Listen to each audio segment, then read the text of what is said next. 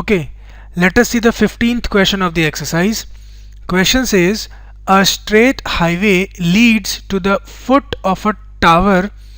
A man standing at the top of the tower observes a car at an angle of depression of 30 degree which is approaching the foot of the tower with a uniform speed.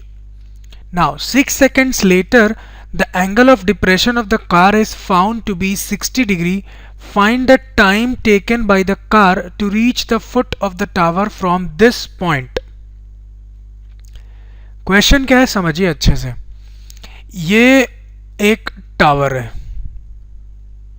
ठीक, इसका नाम दे देते हैं AB. ये एक tower है और actually हो क्या रहा है, ये जो मैंने बनाया है ये हाईवे है, दिस वन, ये एक हाईवे है और ये हाईवे जो है एंड कहाँ पे हो रहा है, एक टावर पे. ये हाईवे जो है धीरे धीरे आगे जाते हुए एक टावर से मिल जाएगा, ठीक. और क्वेश्चन वाले ने आपको ये बोला है कि इस टावर के टॉप पे एक पर्सन खड़ा है. वो पर्सन किसी इंस्टेंट ऑफ टाइम पे एक कार को देखता है. से यहाँ कहीं पे एक कार है, ये कार बनाने की कोशिश कर रहा हूँ मैं. और जब वो इस कार को देखता है तो एंगल ऑफ डिप्रेशन जो है वो 30 डिग्री है, ठीक. अब अगर ये एंगल 30 डिग्री तो आपको मालूम है ये भी एंगल कितना होगा, 30 डिग्री, अल्टरनेट एंगल होने की वजह से. और 6 सेकेंड्स लेटर, 6 सेकेंड बाद ये कार और आगे आके यहाँ कहीं पे आ जाता है, ठीक. कार यहाँ कहीं पे आ जाता है. इन पॉइंट्स का नाम देते हैं, इसको C बोल देते हैं, इसको D बोल देते हैं. शुरू पे वो पॉइंट C में था जब एंगल ऑफ डिप्रेशन 30 डिग्री था, और जब वो 6 सेकेंड बाद और आगे आ गया टूवर्ड्स द टावर, अब एंगल ऑफ डिप्रेशन जो है वो हो गया 60 डिग्री. अगेन आपको मालूम है अगर ये 60 डिग्री हुआ तो ये भी 60 डिग्री होगा अल्टरनेट एंगल्स की वजह से, ठीक. अब क्वेश्चन वाले ने आपसे ये एक चीज और बताया आपको, C से D तक आने में जो टाइम लगा है वो टाइम कितना लगा है, 6 सेकेंड्स, ठीक है. और C से D तक आने में कुछ डिस्टेंस ट्रेवल किया होगा उसने, से उसको x बोल देते हैं. अब पूछा उसने ये है कि जो रिमेनिंग पार्ट है D से B तक, टावर के बॉटम तक पहुंचने में, टावर के फुट तक पहुंचने में जो उसको टाइम लगेगा वो कितना टाइम लगेगा वो पूछा उसने. C से D तक आने में तो 6 सेकेंड्स लगेगा, D से B तक आने में कितना सेकंड लगेगा ये आपसे पूछे.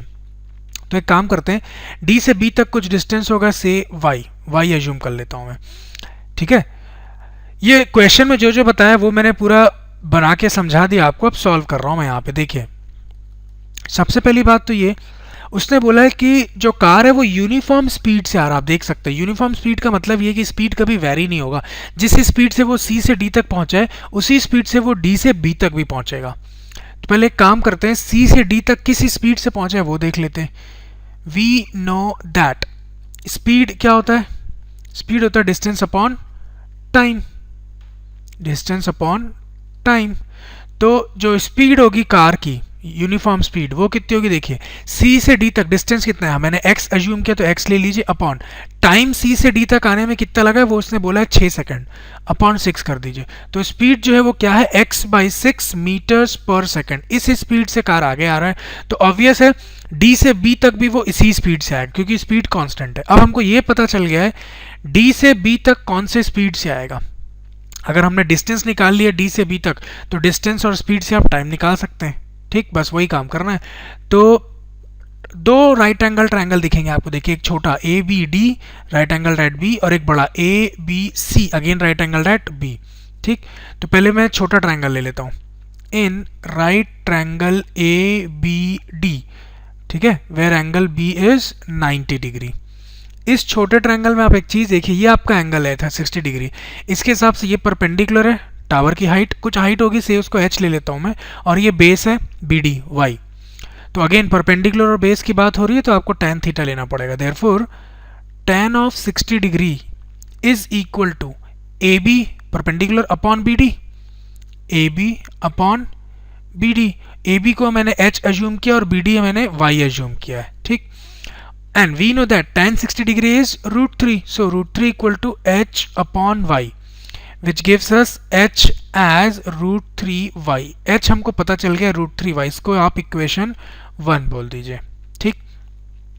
Now similarly in right triangle ABC, ये पूरा बड़ा सा ट्रायंगल ले रहा हूं मैं, where angle B is 90 degree.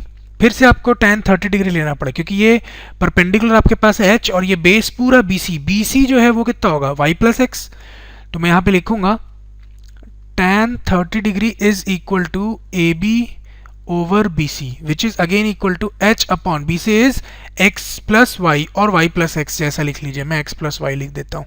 Now we know that tan 30 degree is 1 by root 3 is equal to h upon x plus y which gives us h as x plus y upon root 3, x plus y upon root 3। ठीक है, इसको आप बोल दीजिए equation number 2। अब एक काम करिए, इस इक्वेशन 2 में h की वैल्यू आप पुट कर दीजिए इक्वेशन 1 से। इक्वेशन 1 में h की वैल्यू क्या है, रूट 3y।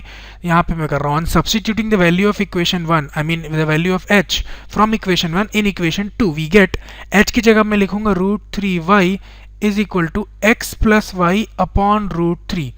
अब ये रूट 3 डिनोमिनेटर का LHS में आके रूट 3 से मल्टीप्लाई होकर बन जाएगा 3y, तो ये हो गया 3y, रूट 3 इंटू रूट 3 3 हो जाएगा, 3y is equal to x plus y which gives us y को जब आप यहाँ लेके आएंगे LHS में तो सब्ट्रैक्ट होगा, 3y माइनस y हो जाएगा आपके पास 2y is equal to x, तो y मिल जाएगा आपको एज x बाई 2।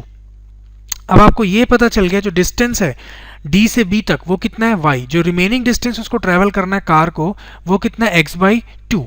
अब काम आसान हो गया आपके पास। देखिए आपको निकालना था D से B तक आने में कितना टाइम लगेगा। यहाँ फॉर्मूले से देखिए speed is equal to distance upon time, तो टाइम क्या हो जाएगा, distance upon speed.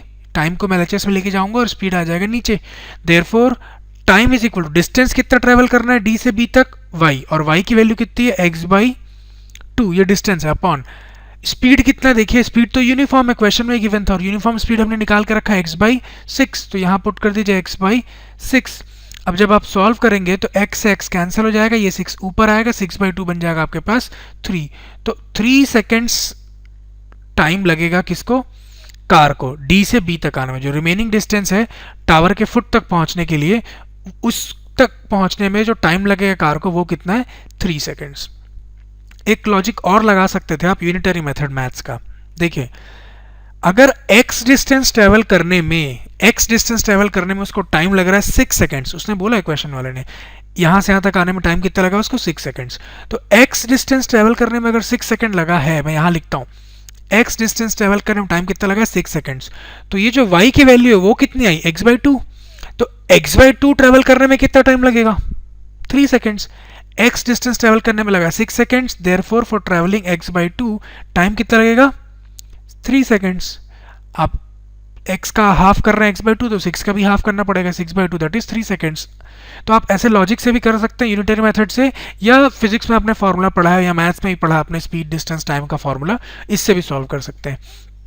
I hope समझ में आ गया होगा आपको। अच्छा क्वेश्चन था पर डिफिकल्ट नहीं माना जाएगा इस क्वेश्चन को।